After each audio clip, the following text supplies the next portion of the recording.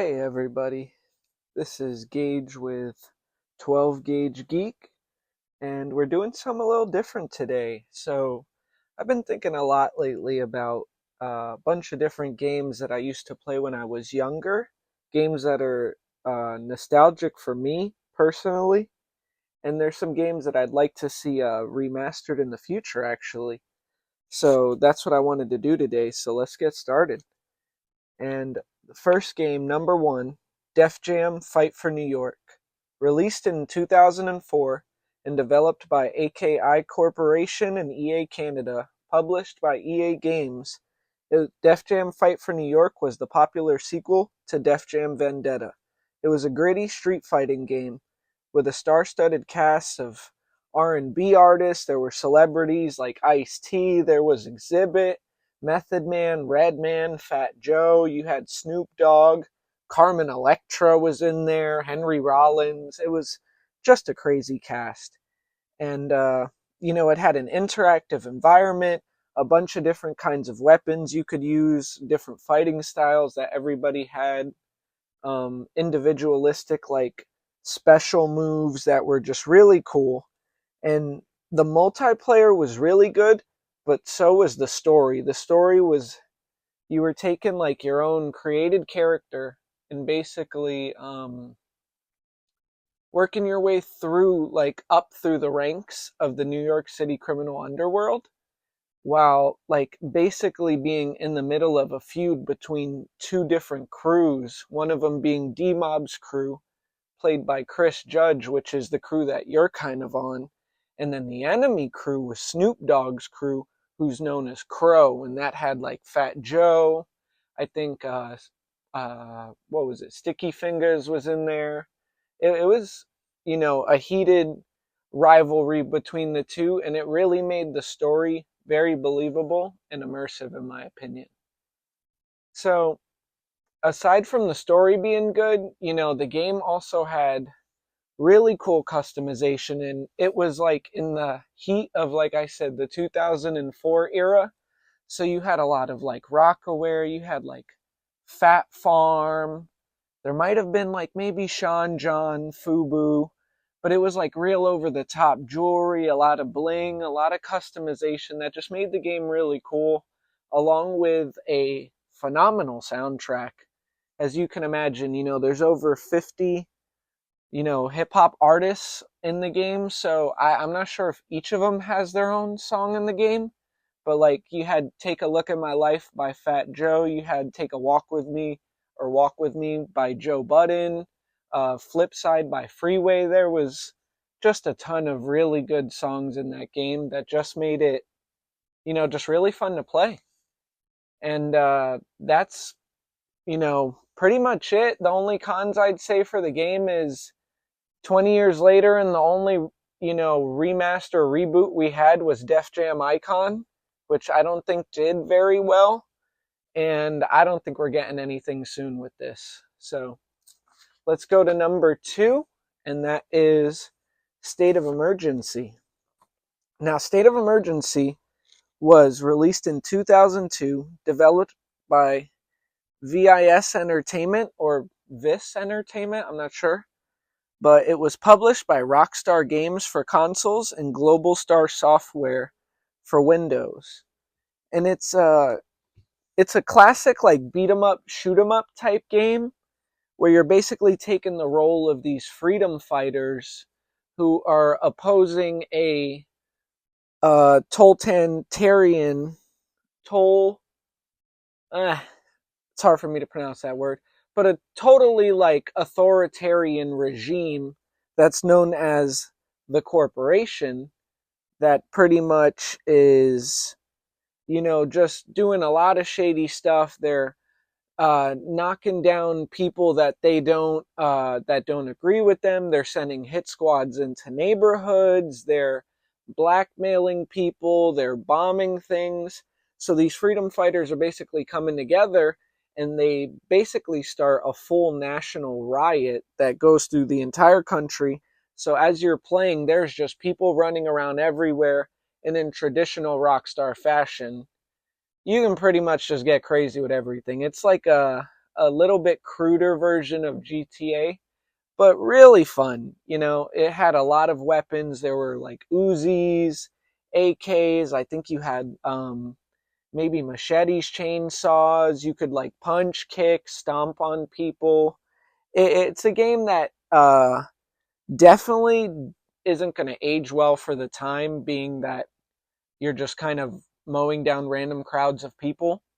But for the time that it was made, it was really fun. And I think it'd be a cool one to see, you know, maybe just brought back as a backwards compatibility type thing. So, next game we're going to get into, number 3, is going to be iNinja. Now, iNinja was a game that I used to play pretty much every summer when I used to go to my father's. And this game was released in 2003, developed by Argonaut Games, and it was published by Namco Home Tech.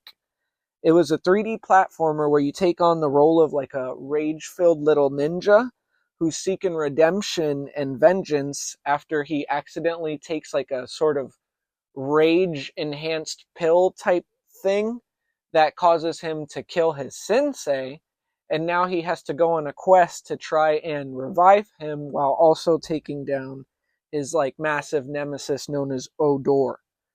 The game, in my opinion, had, you know, it was really cool gameplay. You could do like little wall runs, you could swing, you could, I'm pretty sure, throw shurikens. You had like a sword and then your little belt, you know, in traditional karate or ninja type fashion. And as you leveled up, it would go from like a white belt to the blue belt to, I think, maybe a purple belt. I'm not sure all the exact colors, but it was cool, that level of progression. I like that. And it had a little bit of like comedic value, you know, with the way the art style was, the way the ninja was so rage filled and so grumpy all the time. He always had little wisecracks to say and whatnot. And then it did have a very diverse world, you know, a bunch of different types of biomes with different enemies, different graphics, different little game mechanics and stuff. But I will say the game was hard. At least for me as a kid back then playing it, you know, I never beat the game. I never even got maybe halfway through the game. So take that with a grain of salt. We may not see a you know, remaster of it, but I would love to see one. It was scrapped for the Game Boy Advance back then, so I think a version of this game on the Nintendo Switch would just be really sweet. And now number 4, we're going to get into The Godfather. Godfather, released in 2006 and developed by EA Redwood Shores and published by EA, was a, you know, essentially 1950s Grand Theft Auto game. It played exactly like GTA, same shooting mechanics, in my opinion, at the time, way better fighting mechanics than, you know, GTA Vice City or San Andreas. And it had really cool cars, good driving mechanics, good customization, and it was a really cool game, in my opinion. You know, you rose up through the ranks of the Corleone family as you know, extorted businesses, you knocked down enemy rival factions, you knocked down their strongholds, you took over businesses that they were getting a hold of.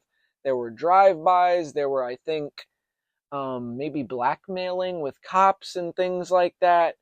A lot of shady things that you would expect out of a Godfather game. But the coolest part about it was that the game spanned New Jersey and New York. So you were basically vying for control over both while taking down the other, I think, 4 families that rivaled the Corleones.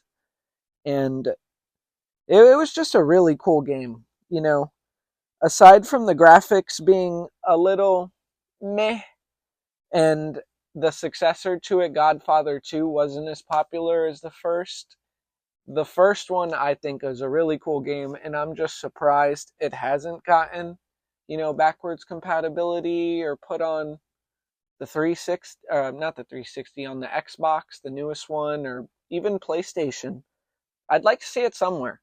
But There were a couple things that I thought were cool about the game when I was reading up on it, and it was that it actually had some real voice actors in the game. You know, James Caan, Robert Duvall, and even Marlon Brando came to voice Vito Corleone, which was, I don't know, I think that's really cool. It said it was his last acting job due to his, deteriorating health at the time. So just the fact that he gave his last little bit to the Godfather game, I think is a cool little tidbit. And now we'll get into the last game, the final one, and that is Shadowrun.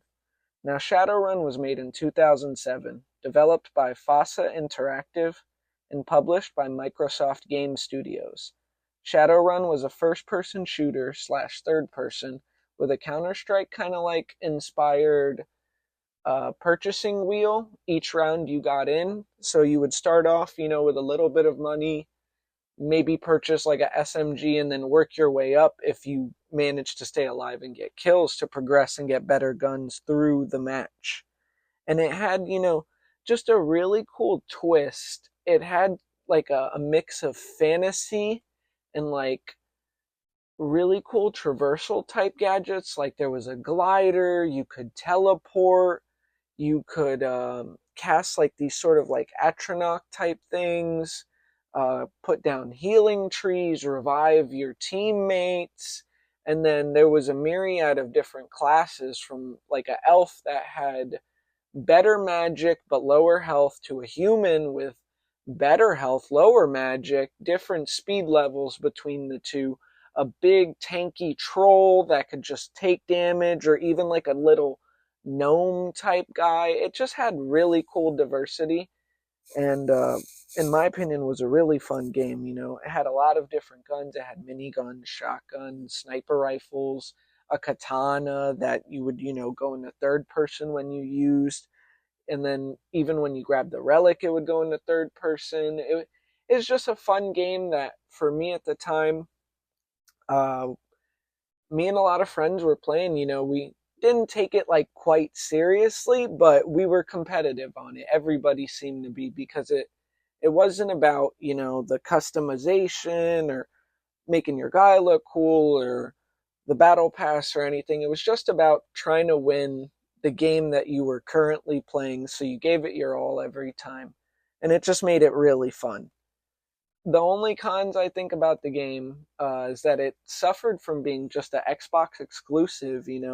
I talked to people about this and they're like, "What's Shadowrun?" They've never heard about it, and I understand why, because it wasn't on PlayStation, wasn't on GameCube. They kind of limited themselves in that fact, and it had no story, so it was just a multiplayer game, which if you weren't playing with your friends, it definitely wasn't as fun, you know?